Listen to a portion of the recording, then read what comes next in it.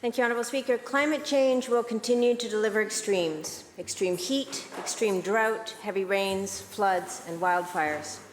Our best ally in combating these extremes is nature. We've degraded much of the nature in BC to the point where it can't help us when we need it the most. An example of this is the Cowichan Estuary. The partnership between the Nature Trust of BC, Cowichan Tribes, Ducks Unlimited Canada, the Habitat Conservation Trust Foundation, and the provincial and federal governments is focused on the restoration of the Cowichan Estuary so that it can more effectively cope with rising sea levels and improve conditions for the sea life that depends on the health of that estuary. This project is one example of the restoration that needs to happen across BC.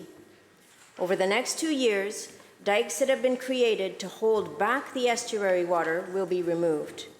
This will allow for intertidal channels, salt marsh habitat, and marine riparian habitats to be restored.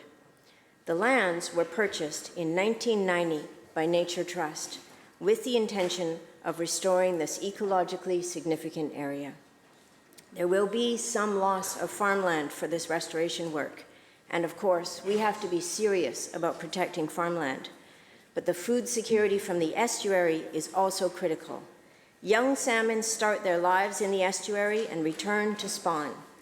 Cowichan elders have shared stories from generations before, a time when crabs and clams were abundant and bountiful in the estuary ecosystem.